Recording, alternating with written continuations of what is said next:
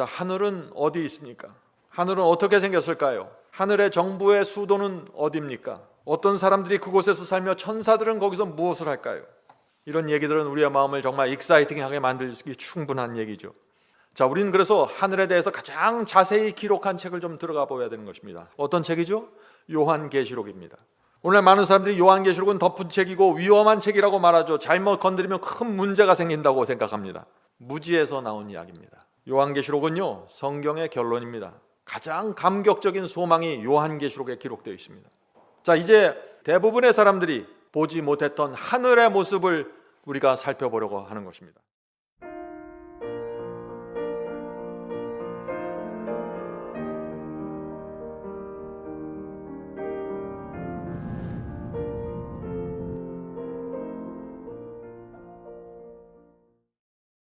성도 여러분, 이 세상을 살면서 가장 행복한 것이 무엇일까요?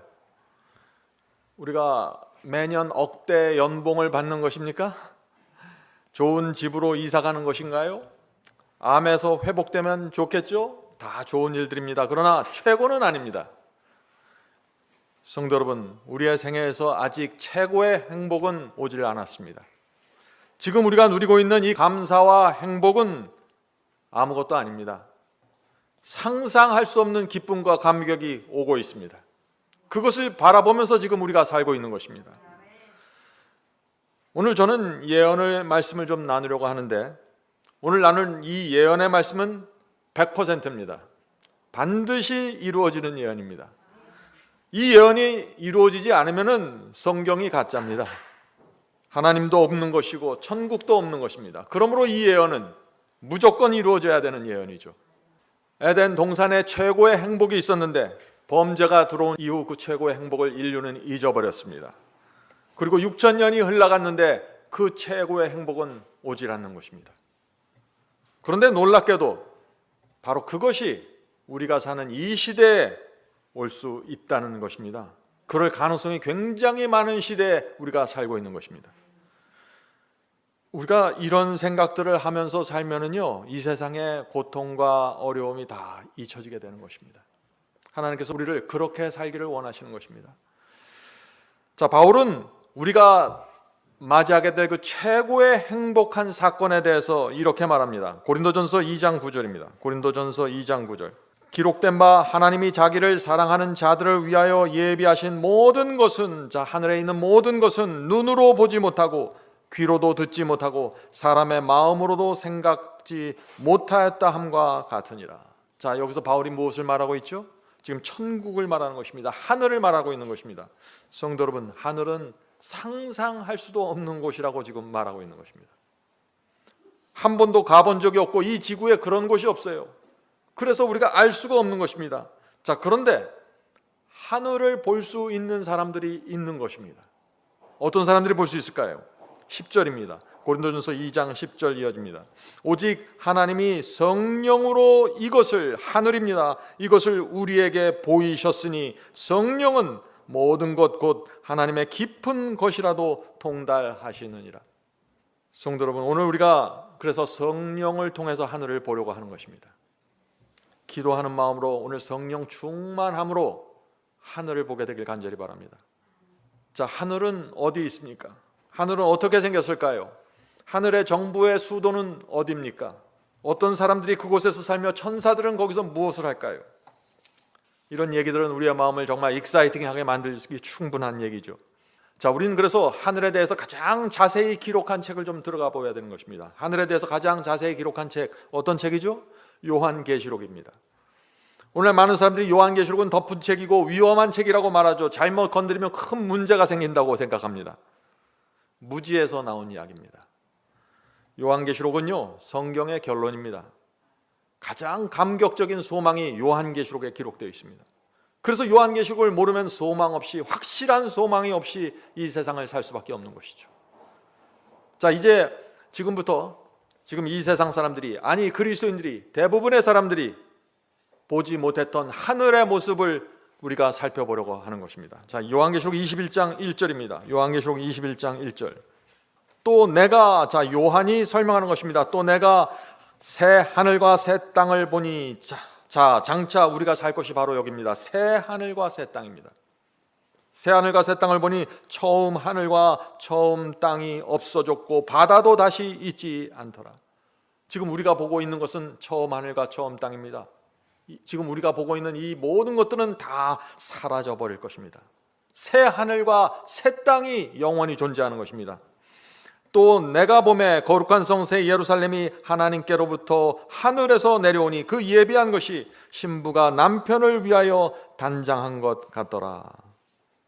하늘로부터 새 예루살렘 성이 이 땅으로 내려온다는 것입니다. 자, 그런데 그 모습이 어떻다고 했어요?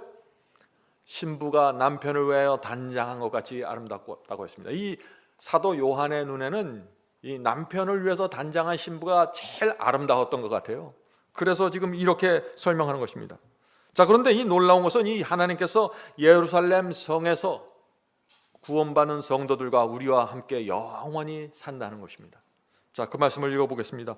요한계시록 21장 3절 4절. 요한계시록 21장 3절 4절. 내가 들으니 보좌에서 큰 음성이 나서 가로되 하나님의 장막이 사람들과 함께 있으며 하나님이 저희와 함께 거하시리니. 성도 여러분, 생각해 보세요. 눈만 뜨면은 쳐다보면 항상 하나님이 그곳에 계신 것입니다. 그곳에 가서 만날 수 있고 대화할 수 있는 곳입니다. 그것이 하늘입니다. 저희는 하나님의 백성이 되고 하나님은 친히 저희와 함께 계셔서 모든 눈물을 그 눈에서 씻기심에 다시 사망이 없고 애통하는 것이나 곡하는 것이나 아픈 것이 다시 있지 아니하리니 처음 것들이 다 지나갔음이라. 성도 여러분, 이것이 우리가 들어가서 살게 하늘 새 예루살렘 성입니다. 하나님께서 우리의 눈물을 씻겨주신다고 했습니다. 이 세상에 살면서 아팠던 일들, 고생했던 일들, 잘못된 가르침에 속아서 수년 동안 헛된 세월을 보냈던 일들, 모든 것들을 다 하나님께서 씻어주신다는 것입니다. 자, 하나님께서 눈물을 한번 씻겨주시면 그 다음날 또 눈물이 나올까요? 안 나오는 것입니다. 영원히 눈물이 그쳐진다는 것이죠. 사도 요한은 그래서 다시 사망이 없고 애통하니나 곡하는 것이 아픈 것이 다시 있지 아니하리고 처음 것들이 이 땅에 있었던 모든 것들이 다 지나가 버리겠다고 말하는 것입니다. 저는 이곳에 가기 원합니다. 여러분은 어떻습니까? 이것이 우리의 최고의 행복이 바로 여기에 있는 것입니다. 자, 그런데 이 하늘은 사도 요한만 본 것이 아니에요. 사도행전에도 또 하늘이 나옵니다. 사도행전 3장 20절 21절. 사도행전 3장 20절 21절. 주께서 너희를 위하여 예정하신 그리스도 곧 예수를 보내리니. 자, 예수를 보내신다는 것입니다. 재림입니다. 재림은 예정되어 있는 것입니다. 반드시 오시는 것이죠. 하나님이 영원 전부터 거룩한 선지자의 입을 의탁하여 말씀하신 바 만유를 회복하실 때까지는 하늘이 마땅히 그를 받아두리라. 하나님께서 만유 모든 것을 회복시키실 것입니다. 죽음과 질병의 상처가 남아있는 모든 것들을 다 회복시켜 주시는 것입니다. 그런데 언제 회복시켜 주신다고요? 예수께서 재림하실 때 완전하게 회복시키신다는 것입니다. 저와 여러분은 그때 완전한 새로운 몸을 받게 되는 것입니다. 그때 최고의 행복이 시작되는 것입니다. 어떤 분이 이런 질문을 했어요. 하늘에 가서 가장 불행한 날이 언제일까요? 그런 질문을 하더라고요. 하늘에 가서 가장 슬프고 불행한 날이 언제입니까? 하늘에 간 첫 번째 날입니다. 왜요? 두 번째 날, 세 번째 날 계속되면서 우리의 행복과 기쁨은 계속해서 커질 것이기 때문에 그렇습니다. 처음에 아담과 하와는 완전했습니다. 완전한 사랑, 완전한 행복을 누렸습니다. 예수께서 재림하실 때 바로 그것을 회복시켜 주시겠다는 것입니다. 처음에 하나님께서 태초에 이 세상을 출발시키셨던 그 모든 것을 그대로 다 회복시켜 주시겠다는 것입니다.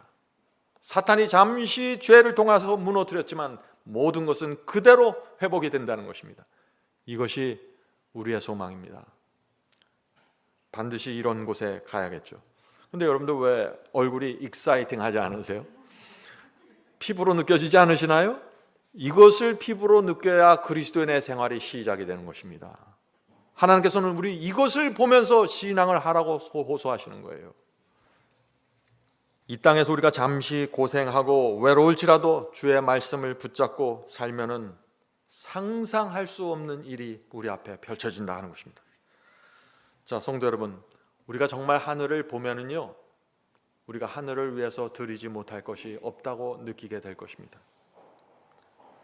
하늘에 가면 이 땅에서 했던 고생과 아픔이 아무것도 아니라는 사실을 우리가 알게 될 것입니다. 만약 아담과 하와가 선악과를 따먹지 않았다면 이 지구에는 죄와 슬픔과 고통이 없었을 것입니다. 완전한 행복이 지금까지 유지됐을 것이죠. 그러나 그들이 사탄의 유혹에 넘어갔습니다. 하나님께서는 이 선악과를 따먹으면 정령 죽을 것이라고 경고하셨는데 사탄은 먹어도 된다고 유혹했던 것입니다.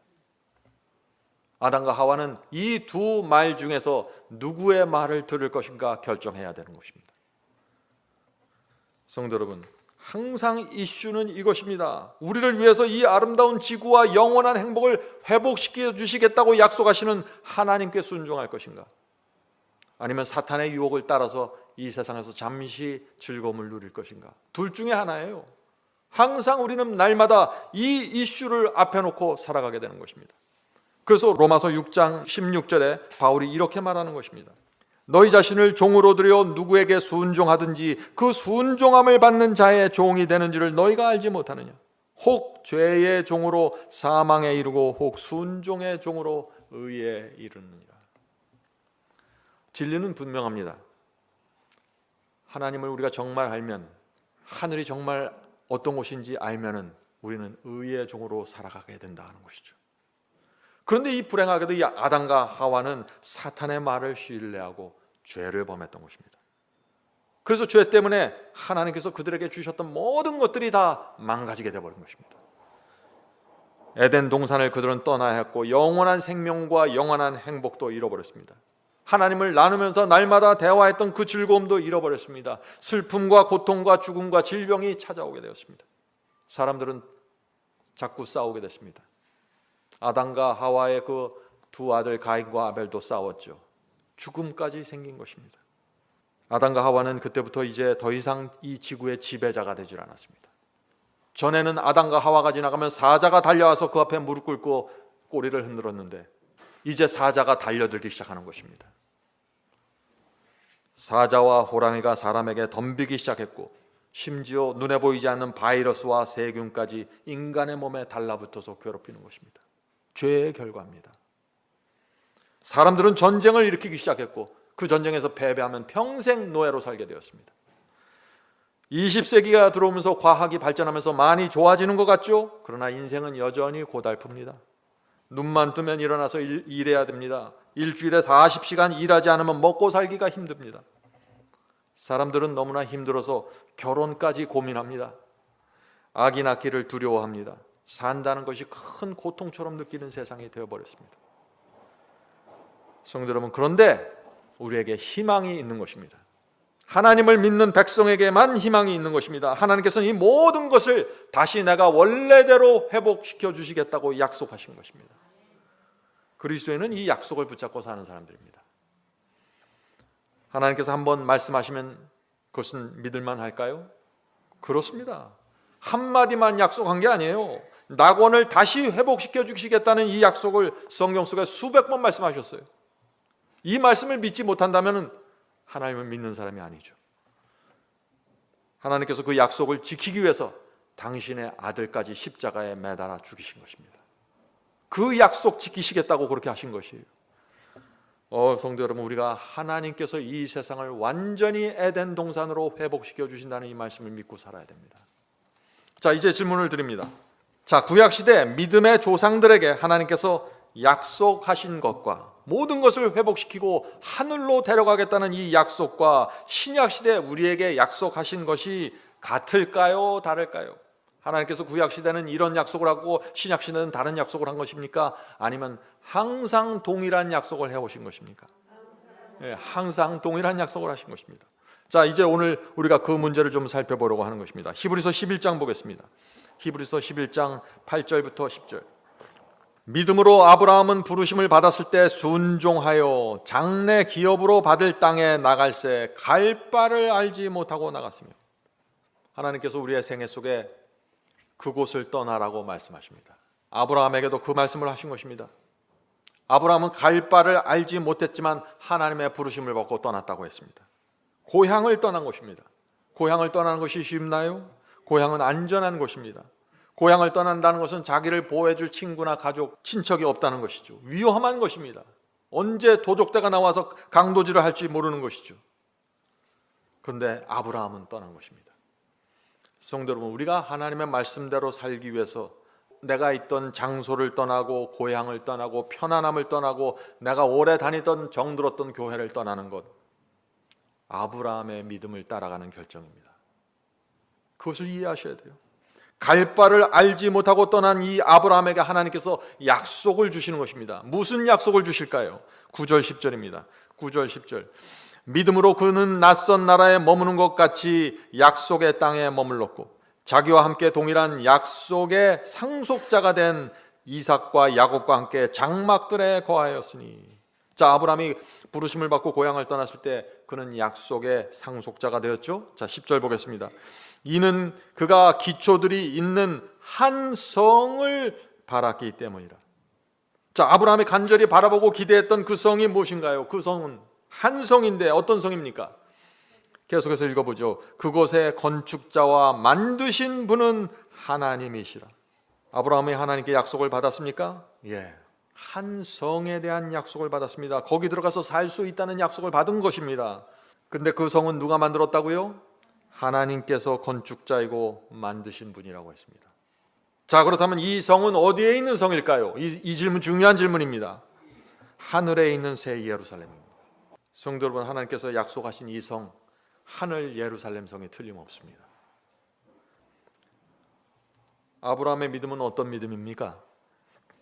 주님의 말씀을 따라 고향을 떠나 외국 땅에서 이곳 저곳 장막을 치면서 살면, 나그네처럼 살면은 하나님께서 약속하신 하늘 예루살렘 성에 들어갈 수 있다는 그 약속을 받는 믿음입니다.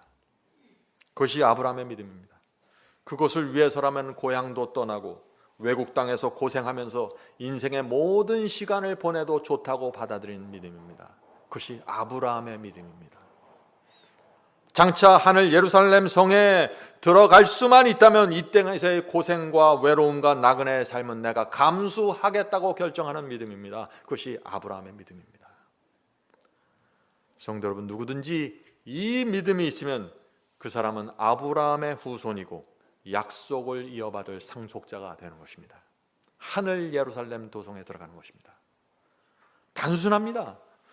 성경은 이 믿음을 소개하고 있는데 저와 여러분은 이 믿음을 원하시나요? 네, 우리는 이 믿음 속으로 들어가야 되는 것입니다. 히브리서 11장을 보면은요, 여러 명의 믿음의 조상들이 나옵니다. 아벨, 에녹, 노아, 아브라함, 이삭, 야곱, 요셉, 모세, 기생, 라합, 기드온, 바락, 삼손, 입다와 다윗과 사무엘 같은 조상들이 나오죠. 그들 모두 하나님께서 건축하신 이 하늘 예루살렘을 평생 바라보면서 살았던 사람들입니다. 그들은 아담의 죄 때문에 망가졌던 모든 것들이 다시 회복될 것을 바라보면서 산 것이죠. 자, 히브리서 11장 13절을 계속해서 보겠습니다. 이 사람들은, 자, 믿음의 조상들이죠. 이 사람들은 다 믿음을 따라 죽었으며, 자, 믿음대로 살다가 죽었다는 것입니다. 믿음을 따라 죽었으며 약속을 받지 못하시되. 많은 사람들이 이 말씀을 이해하지 못하는 것입니다. 아, 이 믿음의 조상들이 다 믿음을 따라 살았는데 왜 약속을 받지 못했는가? 약속을 받지 못하시되 그것들을 멀리서 보고 환영하며 또 땅에서는 외국인과 나그네로라 증거하였으니. 믿음대로 살았지만 약속을 받지 못했다고 했죠. 무슨 뜻인가요? 이 믿음의 조상들은 모두 하늘 예루살렘에 들어갈 것이라는 약속을 받았습니다. 그것을 바라보면서 살았습니다. 그러나 그들이 죽을 때까지 그 약속이 이루어지지 않았다는 것입니다. 자, 계속해서 읽겠습니다. 16절입니다. 저희가 믿음의 조상들이죠. 저희가 이제는 더 나은 본향을 사모하니. 자, 그들은 이 땅을 사모한 사람들이 아닙니다. 더 나은 하늘 본향을 사모했어요. 더 나은 본향을 사모하니 곧 하늘에 있는 것이라. 그러므로 하나님이 저희 하나님이라 일컬음 받으심을 부끄러워 아니하시고 저희를 위하여 한 성을 예비하셨느니라. 이 말씀이 무슨 뜻인가요?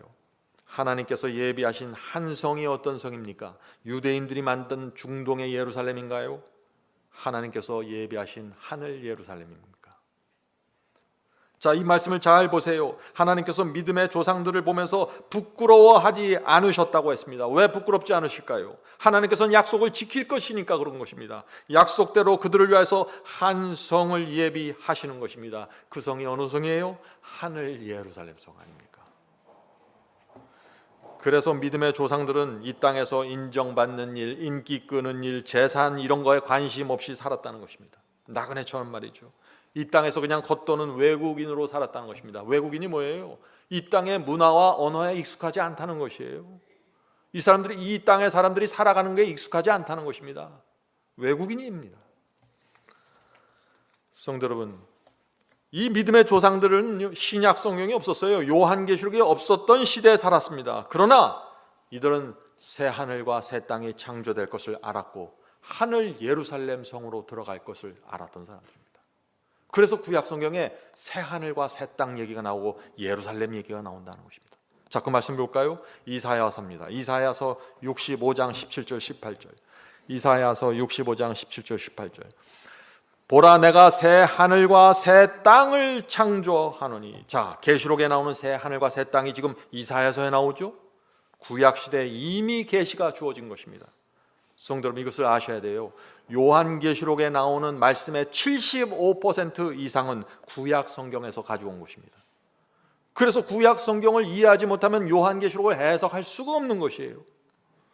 75% 이상은 이미 구약 시대 하나님의 놀라운 예언과 계시로 존재했던 것입니다. 자, 계속해서 읽어보죠. 새 하늘과 새 땅을 창조하느니 이전 것은 기억되거나 마음에 생각나지 아니할 것이라. 18절. 너희는 나의 창조하는 것을 인하여 영원히 기뻐하며 즐거워할지라. 보라, 내가 예루살렘으로 인하여 즐거움을 창조하며 그 백성으로 기쁨을 삼고. 자, 성도 여러분, 요한계시록 21장에 새 하늘과 새 땅의 창조 보았죠? 하늘 예루살렘 성이 나오는 것을 우리가 앞에서 보았죠? 그런데 이사야 65장에서도 지금 똑같은 장면이 반복되는 것입니다. 새 하늘과 새 땅이 나오고 예루살렘 성이 또 나오는 것입니다. 앞에서 읽었던 것처럼 히브리서 11장 믿음의 조상들 모두 한 성을 바라보면서 죽었다고 했습니다.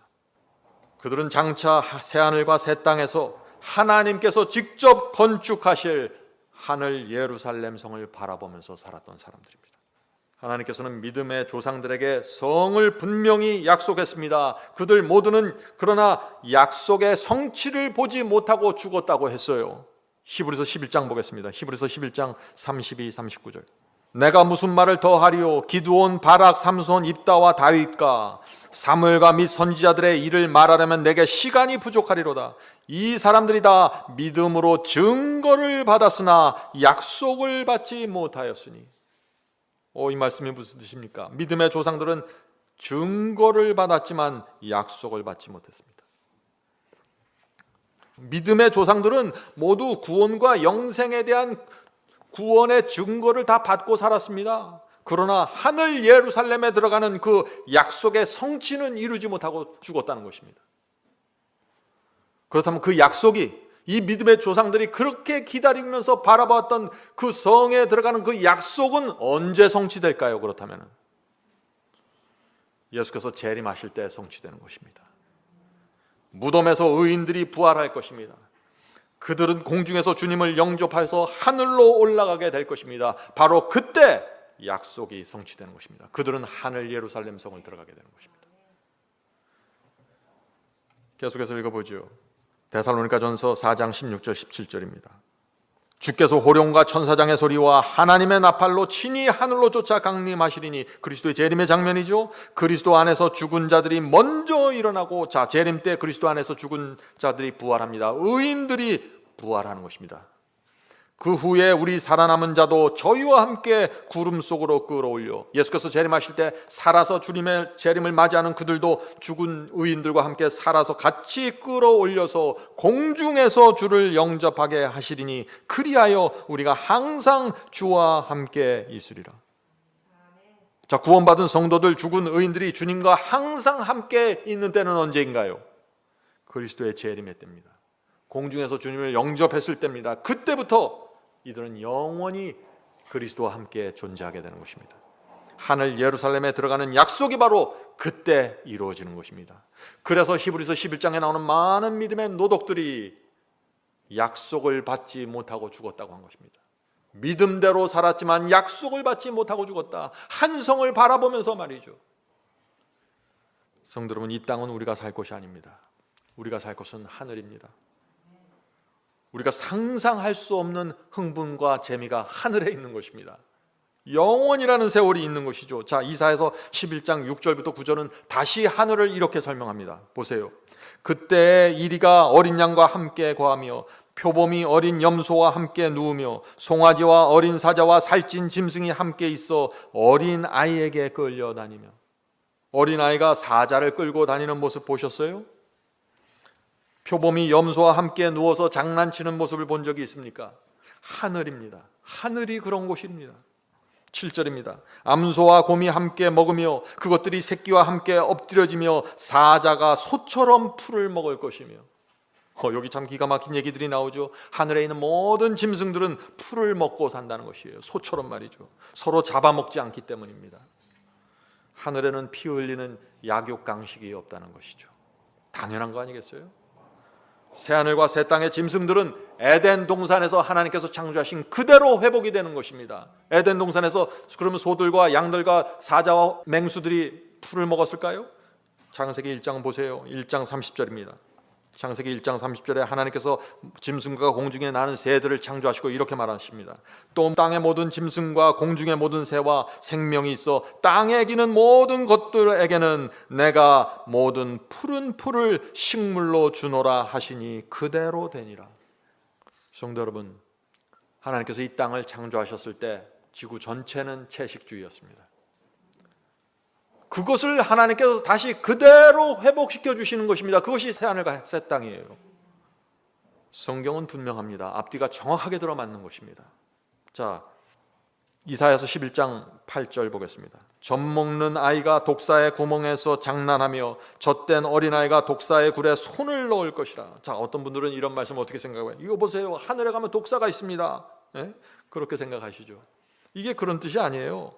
이 땅에서는 이 땅에 구멍이 있으면 거기에 손을 넣기 어렵다는 것이에요. 왜냐하면 그 땅에 독사가 있어서 물면 죽으니까 말이죠. 그러나 하늘에는 젖먹는 아기라도 아무 구멍에다 손 넣을 수 있다는 얘기예요. 성경을 어떻게 그렇게 보는지 저는 이해가 안 돼요. 왜 성경을 그렇게 해석하는지. 자, 9절 보겠습니다. 나의 거룩한 산 모든 곳에 해됨도 없고 상함도 없을 것이니 이는 물이 바다를 덮은 같이 여호와를 아는 지식이 세상에 충만할 것입니다. 하늘에 가야 여호와에 대한 지식이 충만해지는 것입니다. 이 땅에서는 자꾸 그래서 하나님의 말씀을 오해하는 일들이 생기는 것입니다. 인간의 수준에서, 인간의 본성 속에서 하늘을 바라보니까 전부 자기 같은 줄 알죠. 성도 여러분, 하늘은 안전한 곳입니다. 평화로운 곳입니다. 어디를 가든 해가 없습니다. 그것이 바로 우리가 살 곳입니다. 이 땅이 아닙니다. 더 이상 여기에 미련 두지 마세요. 하늘에 이런 평화와 행복과 아름다움이 있는데 왜 우리가 이 세상에서 땅을 쳐다보면서 두리번거리면서 살아야 돼요? 실망하고 낭망하고. 세상에 그것처럼 바보가 어디 있어요? 성도 여러분, 하나님께서 태초에 에덴 동산에 창조하셨던 모든 것을 그대로 회복시키는 것입니다. 그것이 새하늘과 새 땅이에요. 지금 여러분이 사는 곳이 아무리 좋아도, 아무리 만족할지라도, 아무리 안전하고 평화로울지라도 그곳과 비교하면 아무것도 아닙니다. 성도 여러분, 우리는 이 땅에서 외국인과 나그네로 살아야 하는 것입니다. 왜냐하면 이 땅에 볼 곳이 없습니다. 그렇게 사는 자들이 하늘 예루살렘 도성을 들어가게 되는 것입니다. 하나님께서 하늘을 예비해 두고 계신데 왜 우리가 그곳을 바라보지 않고 땅을 바라보면서 살아요? 일주일에 한 번씩 교회 나오는 분들 보면 어깨가 푹 처져 있어요. 그렇게 하지 말고 오늘 이 받았던 이 말씀을 일주일 내내 갖고 하늘을 보면서 사셔야 돼요. 그런 사람들이 좁은 길을 끝까지 가는 것입니다. 좁은 길은 힘들어 죽겠는데 이를 악물고 가는 길이 아니에요. 하늘을 바라보면서 기쁨이 충만해서 감사해서 가는 길입니다. 이제 여러분들은 오늘부터 눈을 돌려서 하늘을 바라보면서 사셔야 되는 것입니다. 만약 우리가 오늘 이 시간에 하늘을 바라보기 시작하면서 그렇게 산다면 우리의 남은 생애는 이 세상 사람처럼 살지 않게 될 것입니다. 자, 계속해서 하늘을 보죠. 이사야 33장 24절입니다. 이사야 33장 24절. 그 거민은, 자, 하늘 시민을 얘기하는 것이죠. 그 거민은 내가 병들었노라 하지 아니할 것이라. 이 말씀 얼마나 감사한 말씀이에요. 성도 여러분, 하늘에 가면 아무도 내가 아프다고 말하지 않을 것이에요. 아침에 일어나면 몸이 얼마나 뿌드득한지 모르겠어요. 여기저기 관절이 쑤시고 아픕니다, 저도. 그런데 거기에는 통증이 없다고요. 아침에 일어나도 괜찮습니다. 우울증도 없고 암도 없습니다. 완전한 면역 체계를 지닌 몸을 받기 때문이죠. 그런 사람들만 거기 사는 것입니다. 병원도 없고 의사도 없고 약국도 없습니다. 오늘날 은퇴자들이 가장 살기 원하는 곳을 얘기하면 무엇을 얘기하는지 아세요? 대부분 호수가 있고 산이 있고 병원이 있고 약국이 있어야 됩니다. 그렇게 얘기하죠. 저는 그런 곳에 가지 않겠습니다. 하나님께서 우리에게 약속하신 것은 병원과 약국이 필요 없기 때문이죠. 계속해서 보겠습니다. 하늘은 이런 곳입니다. 이사야서 35장 5절입니다. 이사야서 35장 5절. 그때 소경의 눈이 밝을 것이며 귀머거리의 귀가 열릴 것이며. 성도 여러분, 예수께서 재림하실 때 악인들은 멸망합니다. 그런데 의인들에게는 모든 것이 회복된다는 것입니다. 에덴 동산 죄 범하기 이전의 상태로 모든 것이 돌아가고 회복되는 것입니다. 하나님께서 이것을 약속해 주신 것이에요. 이 약속이 언제 성취돼요? 예수께서 재림하실 때요. 이것이 재림신앙입니다. 재림신앙을 이해하지 못하면 참된 신앙의 중심으로 들어가지 못하는 것입니다. 부활의 아침이 되면 평생 소경으로 산 사람이 눈이 밝아질 것입니다. 날 때부터 귀머거리도 귀가 열릴 것입니다. 더 이상 신장 투석 필요 없어요. 이 의인들은 영생할 수 있는 완전한 몸을 받기 때문입니다. 지금 저와 여러분이 눈이 좋아봤자 20, 2.0, 2.0이죠. 그런데 새로운 몸을 받으면 시력이 어떻게 될까요? 엄청날 것입니다. 백두산에 앉아서 한라산에 앉아있는 사람과 보면서 대화하지 않겠어요? 제가 지금 과장하는 것 같아요? 아니에요. 잘 생각해 보세요. 성도 여러분, 우리는 장차 우주 여행을 할 사람들입니다. 빛보다 빠른 속도로 올라가야 하늘에 겨우 도착해요. 엄청난 속도로 이 우주에서 저 우주로 다니게 될 것이에요. 우리의 활력과 시력과 청각이 어떨까요? 하늘에 가서 혈압이나 당뇨병 체크하는 사람은 없어요. 시력 검사하는 사람도 없어요. 하늘은 그런 곳입니다. 날마다 하늘을 생각하셔야 됩니다. 하늘을 생각하면 할수록 이 세상은 매력이 없게 됩니다. 침침하고 어둡고 보잘것없어요. 돈 몇 푼 벌어보겠다고 우리가 하늘을 놓칠 수 있습니까? 자존심 좀 세워보겠다고 유치하게 살 수 있을까요? 하늘 새 예루살렘을 조금이라도 안다면 세상과 죄를 넉넉히 이기게 될 것입니다. 성도 여러분, 우리는 이제 예수께서 재림하시는 장면으로 들어가겠습니다. 그 장면도 기가 막힌 장면입니다. 예수께서 재림하실 때 저 하늘 저 먼 쪽에서 표시가 하나 나타날 것이에요. 점이 하나 보이기 시작할 것입니다. 저 멀리서 말이죠. 그 점이 점점 가까이 오면서 점점 더 커지게 될 것입니다. 그러면서 그 점이 무엇인지 보게 될 것이에요. 그 점이 무엇일까요? 하나님과 성령과 그리스도 천천만만의 천사들이 저 하늘 끝에서 시작하면서 보일 때, 그때는 우리 시력이 발달하지 않았기 때문에 한 점으로 보기 시작하게 된다는 것이죠. 그런데 그것이 가까우면 가까이 올수록 지구에 있는 각인의 눈이 그리스도의 재림을 바라보게 될 것입니다. 어떤 사람들은 이런 질문을 합니다. 지구는 동그란 공같이 둥근데 어떻게 각 사람이 재림을 볼 수 있나요? 지구 저쪽에서 일어나는 일을 반대쪽에 있는 사람들이 어떻게 볼 수 있습니까? 하는 질문을 하는 것이에요. 굉장히 과학적인 질문이죠. 그런데 이것은 하나님을 인간의 생각 안에 가두어 놓는 것입니다. 예수께서 재림하실 때 누가 오시나요? 예수님 혼자 오세요? 하나님과 성령과 그리스도께서 삼위께서 오신다고 요한계시록은 말하고 있습니다. 천천만만의 천사들이 하늘을 뒤덮으면서 올 것이에요. 몇백 명이 오는 것이 아니에요. 하늘을 뒤덮고 오는 것입니다. 온 우주의 중심이 지금 지구로 옮겨지는 순간입니다. 어떤 일이 생길까요? 의인들에게는 너무나 감격적이지만 악인에게는 공포와 두려움으로 떨다가 죽게 될 것입니다. 지구 전체에서 무덤이 열리게 될 것입니다. 의인들이 일어나서 걸어 나올 것입니다. 바다에 수장됐던 의인도 나올 것이고 폭탄에서 온몸이 찢긴 그 의인들도 새로운 몸을 갖고 걸어 나오게 될 것입니다. 중세기의 골짜기에서 순교당해서 마른 뼈다귀가 된 의인들도 살아나서 몸으로 걸어 나올 것입니다. 모두 그 자리에 있을 것입니다. 하나님께서 단 한 사람의 의인도 놓치지 않고 불러내실 것입니다. 성도 여러분, 그것이 하나님께서 우리에게 주신 약속이라는 것입니다. 그것이 지구 역사의 마지막 날이고 하나님께서 당신의 아들의 피로 만들어내는 사건입니다. 우리가 이 세상을 어떻게 살아야 됩니까? 깨어 일어나야 되죠. 하나님께서는 하늘의 과학을 통해서 모든 사람이 그날의 모든 사건을 듣고 볼 수 있도록 하실 것입니다. 인간도 인공위성으로 지구 저쪽 사건을 이쪽에서 다 볼 수 있게 하잖아요. 왜 하나님이 못해요? 근데 그것을 각인의 눈이 그리스도의 재림을 보겠다고 성경이 기록했으면 그 말씀을 받으세요. 인간의 과학으로 자꾸 재려고 하지 마세요. 그것처럼 어리석은 것은 없습니다. 그때는 안경도 필요 없고 보청기도 필요 없습니다. 하늘의 천사들과 의인들은 지구 역사 마지막 날에 대한 분명한 증인들이 다 되어줄 것입니다. 그들은 영원한 세월을 통해서 자신이 보고 듣고 경험하고 들었던 모든 것을 말하면서 우주여행을 하게 될 것이에요. 그리스도의 재림의 날에 우리 모두의 얼굴은 감사와 감격으로 빛나게 될 것입니다. 시내산에서 하나님을 본 모세의 얼굴이 환하게 빛났던 것처럼 우리 모두 그런 얼굴로 하고 있을 것입니다. 약속을 지키신 하나님께 나가 찬송 돌리게 될 것입니다. 이 땅에 살면서 진리 때문에 고난당했던 모든 일들이 너무나 하찮게 보일 것입니다.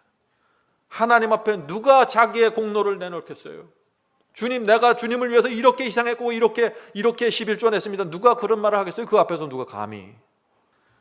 우리가 드린 순종과 희생이 너무나 부끄럽게 느껴지면서 내가 왜 그때 더 드리지 못했을까 후회하게 될 것입니다.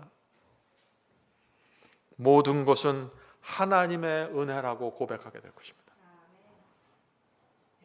자, 다시 하늘의 모습을 보죠. 이사야 35장 5절부터 7절 읽겠습니다.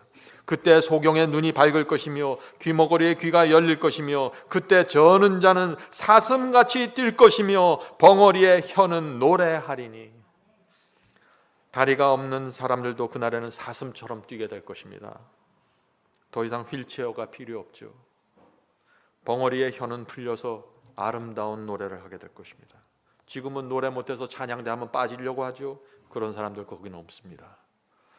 그날에는 천사들이 감동할 만한 노래를 다들 부른다고요. 왜요? 하나님께서 모든 것을 에덴 동산 죄 범죄하기 이전으로 회복시키시기 때문에 그렇습니다.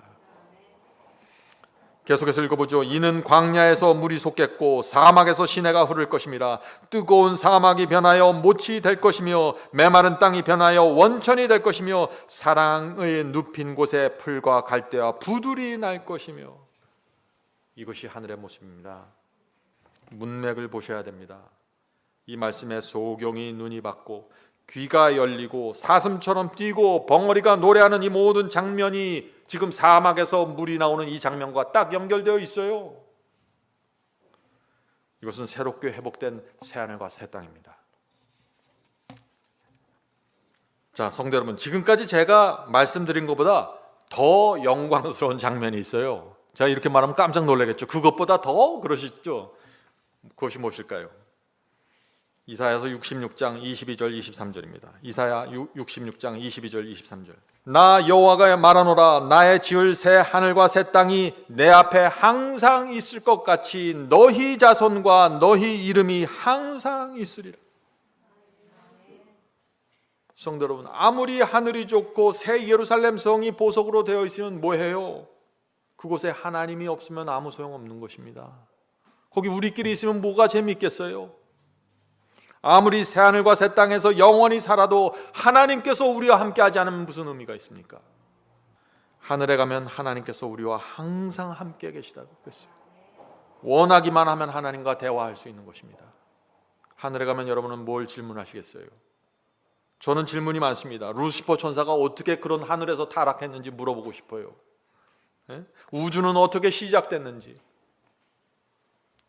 어떻게 하늘에서 반역이 일어났는지, 아담을 보고 좀 붙잡고 따지고 싶어요. 당신은 왜 그런 짓을 했는지 말이죠. 질문할 것이 많습니다. 23절 보겠습니다. 이사야 66장 23절입니다. 여호와가 말하노라. 매 월삭과 매 안식일에 모든 혈육이 이르러 내 앞에 경배하리라. 성도 여러분, 하늘에서 우리는 매 월삭마다, 매 안식일마다 하나님께 나가서 경배하게 될 것입니다. 예배드리는 것입니다. 상상해 보세요. 인류 역사에서 구원받은 모든 성도들이 하나님 앞에 나와 예배드리는 것입니다. 우주의 천사들과 함께 찬양대가 이루어질 것입니다. 아담도 그 자리에 있을 것입니다. 아담이 어디에 있을까요? 맨 앞자리에 앉아 있을지 모르겠죠. 아브라함도 있을 것입니다. 엘리야도 있습니다. 12 제자들도 그 자리에 있을 것입니다. 저와 여러분은 어디에 있을까요? 저는 저희 교인들과 함께 한 자리를 만들어서 같이 앉아 있고 싶습니다. 얼마나 좋을까요? 그 자리에 빠진 분들이 있으면 될까요? 안 되는 것입니다. 한 분도 빠지지 않게 되길 간절히 바라는 것입니다. 성도 여러분, 이것은 진짜입니다. 우리는 가짜를 바라보면서 사는 사람들이 아니에요. 성경이 말하는 그대로를 보면서 사셔야 돼요. 그래야 마음이 회복이 되는 것입니다. 오늘 설교는 우리의 세포 하나하나가 흥분이 돼서 들어야 되는 그런 설교 아닌가요? 익사이팅한 설교입니다. 우주 최고의 행복은 하늘 예루살렘 성에 들어가는 것입니다. 그것이 하나님께서 우리에게 약속하신 것이죠. 누구든지 믿기만 하면 주겠다는 것입니다. 그리스도인이 길이 좁다고 협착하다고 울어요? 울 수가 없는 것이죠. 진리에 순종하는 것이 어렵습니까? 그렇게 말할 수가 없는 것이에요. 하늘을 안다는 말이죠. 하나님께서 약속하신 하나를 알면은 우리는 전혀 새로운 세상을 살게 되는 것입니다. 그것이 뭐예요? 거듭남이에요. 그것이 거듭남이에요. 억지로 마음을 변화시키는 게 아니에요. 하늘을 알면 그냥 변화돼 버리는 거예요. 새 인생으로 들어가 버리는 것입니다. 거듭남은 하나님의 능력과 말씀으로 이루어지는 것입니다. 그래서 바울이 너희는 항상 기쁘고 범사에 감사하라고 말한 거예요. 그 이유를 아시겠죠? 이제 바울이 왜 그런 얘기를 했는지. 예수께서 내 이름을 위하여 핍박당하면 뛸 듯이 기뻐하라고 했어요. 그 이유를 아시겠죠? 예수께서 어떻게 그런 말씀을 하시는지. 야고보가 뭐라고 했습니까? 행함이 없는 믿음은 거짓이고 죽은 것이라고요. 그 이유가 다 있는 것이에요. 하늘이 있기 때문에 그런 것이에요. 이 모든 말은 하늘을 알아야 진리가 보이는 것입니다. 그래서 오늘 제가 이 말씀을 드리는 것이에요. 신앙은 철학이 아닙니다. 자기 훈련도 아니에요. 어떤 분들은 영생에 대해서 자꾸 의심하더라고요. 중학교 다닐 때 방학을 하잖아요. 그러면 방학하는 첫날부터 걱정하는 친구들이 있어요. 뭘 걱정할까요? 방학이 빨리 끝날까 봐 걱정하는 거예요. 열심히 놀다 보면 날짜가 빨리 간다는 것이죠. 근데 여러분 걱정하지 마세요.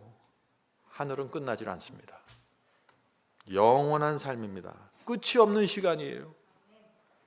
어떤 목사님이 영혼을 이렇게 설명했는데 참 흥미있었어요. 그 참새 한 마리가 태평양 바닷물을 한 모금씩 입에 물고 미국 땅을 건너서 반대편 뉴욕 가서 대서양으로 한 방울씩 옮긴다고 합니다. 그 참새 한 마리가 이 태평양을 그런 식으로 해서 모두 입으로 날라서 대서양으로 옮기면은 거기에 걸리는 시간이 영원이라는 시간의 0.1초래요. 하나의 표현이죠. 영혼은 그렇다는 것입니다. 성도 여러분, 우리가 우주를 알려면 영원이라는 시간이 필요한 것입니다. 하나님이 누구인지를 알려면 영원이 필요한 것입니다. 우리는 끝없는 행복과 기쁨을 누리게 될 것입니다. 성도 여러분, 하나님께서 우리에게 약속하신 것이 무엇인지 잘 보셔야 돼요. 이것을 보면은 경건의 비밀이 풀려버립니다. 더 이상 머리 숙이고 살 필요가 없습니다. 죄 범했어요? 회개하고 일어서서 다시 가면 되는 거예요. 왜 머리를 숙이세요? 왜 낙담을 하세요? 하늘은 여전히 존재하고 있는데 하나님께서 우리에게 무엇을 약속했는지 보셔야 되는 것입니다.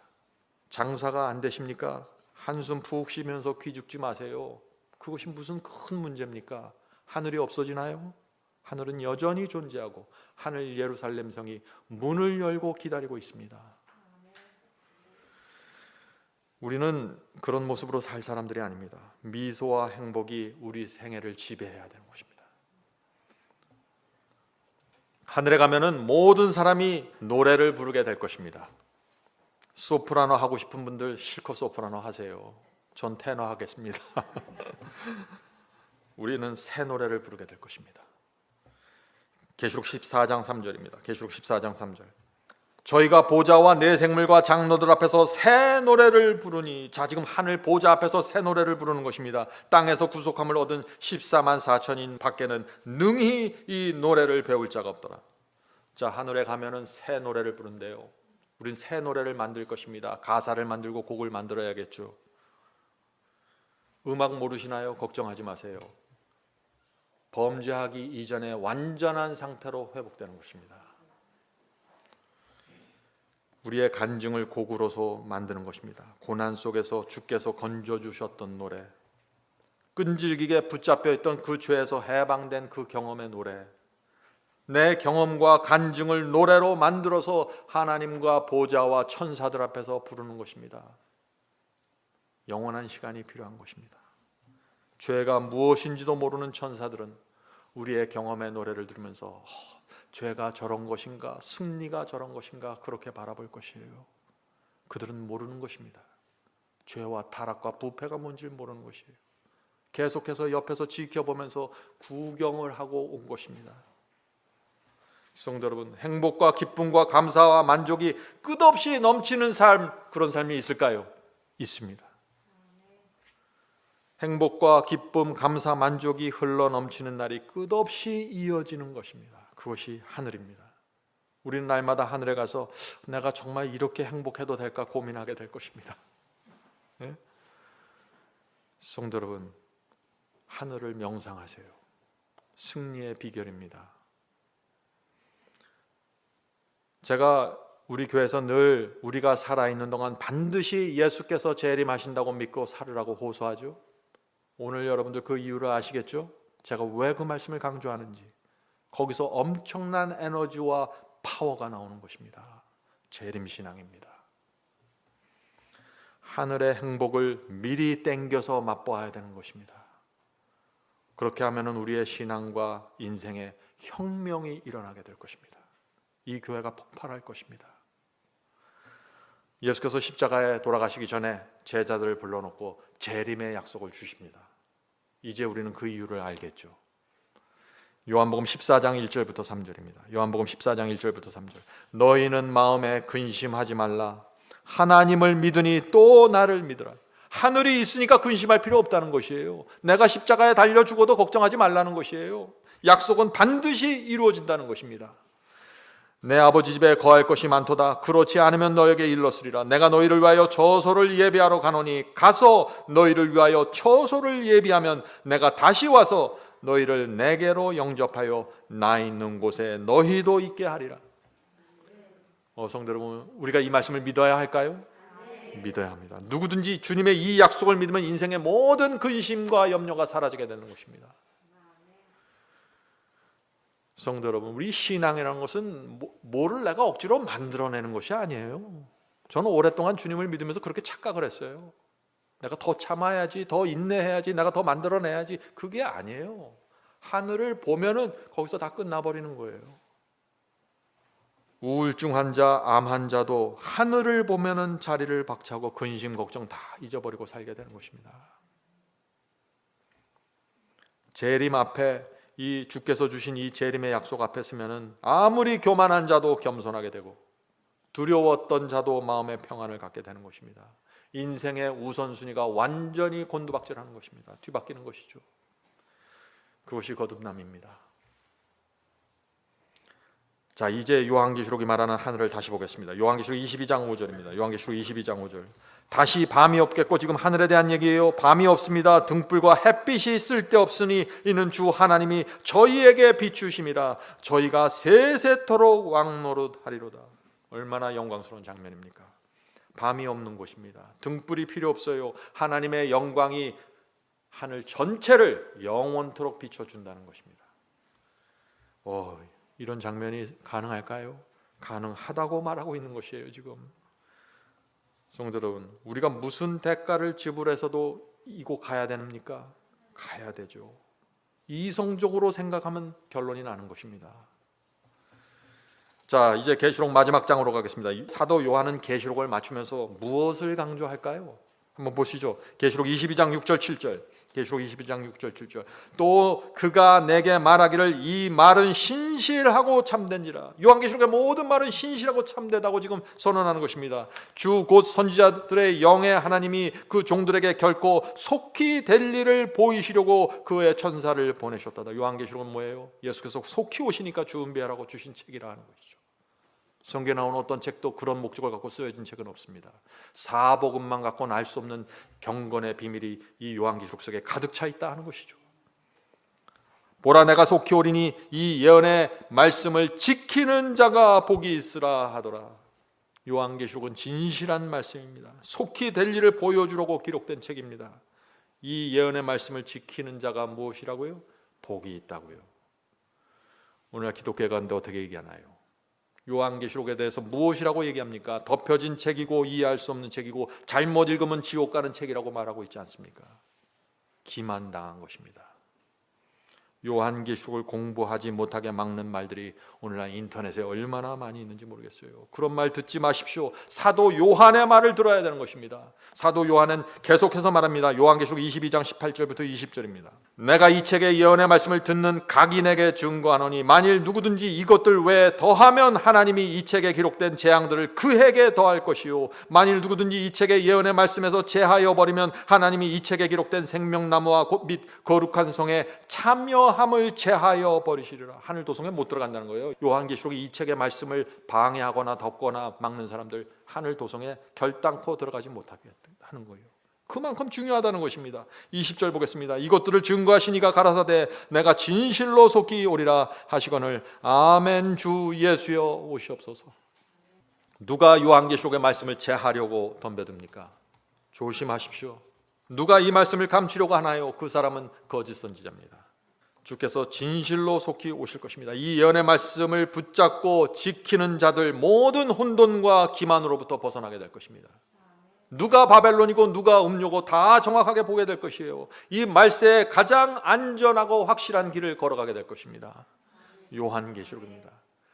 그래서 제가 늘 마지막 사명 바이블 칼리지에 와서 이 복음과 예언을 반드시 공부하라고 호소하는 것입니다. 자, 끝으로 예루살렘 성을 한 번 더 살펴보고 마치도록 하겠습니다. 요한계시록 21장 18절부터 21절입니다.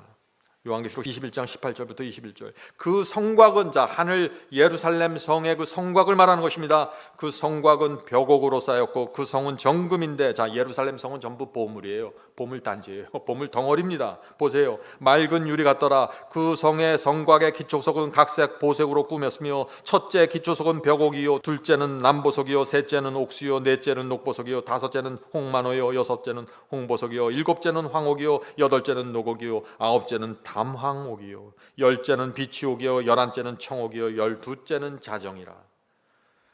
그 12문은 12 진주니 문마다 한 진주요 성의 길은 맑은 유리 같은 정금이더라.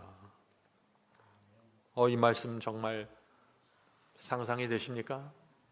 예루살렘 성에 12대문이 있는데 12문이 있는데 그 각 문마다 하나의 진주로 만들어졌다고 하는 말이 눈에 들어옵니다. 12대문이 각각 하나의 통짜 진주입니다. 작은 거 붙여서 조립한 게 아니에요. 얼마나 웅장하고 아름다울까요? 하나님께서 이 12대문을 하늘 예루살렘 성문을 왜 통짜 진주로 만드셨을까요? 오래전에 저희 아내가 딸을 가졌는데 그때 제가 하늘 진주성에 대한 설교를 저희 부부가 들은 적이 있습니다. 그때 우리는 그 설교를 들으면서 우리 딸을 진주라고 집시다 그렇게 정했어요. 그래서 저희 딸 이름이 진주가 되었습니다. 진주는 아무 조개에서나 만들어지는 것이 아니라고 합니다. 특별한 조개에서만 진주가 만들어지죠. 진주가 동그라면 동그럴수록 크면 클수록 가치가 올라가는 것입니다. 자, 그런데 이 진주가 특별한 것은 뭐냐면 고통에서 시작된다는 것입니다. 여러분들 이 이야기를 아실 것입니다. 조개살 속으로 작은 돌이나 벌레가 들어갈 때 그때 진주가 시작되는 것입니다. 왜 진주가 시작될까요? 조개살 속에 이물질 딱딱한 것 날카로운 것이 들어가면 얼마나 불편하겠어요? 그러니까 우리 손톱 밑에 조그만 모래가 끼면 얼마나 불편하고 아파요. 똑같은 것이에요. 이 조개는 그 이물질, 단단한 이물질 때문에 고통을 제거하기 원하는 것입니다. 그래서 자기도 모르게 스스로 특별한 화학물질을 이 조개가 뿜어내기 시작하는 것입니다. 그러면 어떻게 될까요? 화학물질이 이물질을 감싸게 되는 것이죠. 이 액체로 된 화학물질이 이물질을 감싸고 감싸면은 그게 굳어지면 그게 뭐예요? 그게 진주가 되는 것이에요. 그래서 고통이 크면 클수록 화학물질은 많이 흘러나오게 되고 그렇게 되면 진주는 점점 더 크고 점점 더 아름답게 되는 것입니다. 성도 여러분, 우리 마음에 이물질이 들어오면 고통스럽습니까? 고통스럽습니다. 누가 나를 무시하고 건드리면 가시처럼 박혀서 괴롭습니다. 누가 불화살을 쏘고 그것이 마음에 박히면 어떻게 해요? 타들어가는 고통을 느끼죠. 모든 사람 마찬가지일 겁니다. 교만한 말과 냉정한 눈길이 내 가슴에 박히면 어떻게 돼요? 아파서 잠이 오질 않습니다. 어떻게 해야 될까요? 그 사람과 만나서 한번 삼자 대면하면서 한번 멱살 잡고 한번 싸워봐야 될까요? 그렇게 하면은 진주가 안 생긴다는 것이에요. 그렇게 하면은 어떻게 해야 될까요? 조용히 기도하고 주님께 이 모든 고통을 드려야 된다는 것입니다. 하나님께서 허락하신 이 고난과 고통 주께서 아시니 책임져 주십시오. 그렇게 기도할 때 성령께서 은혜의 화학물질을 우리의 마음속에서 뿌려주시는 것입니다. 아픈 상처에 뿌려주시는 것이에요.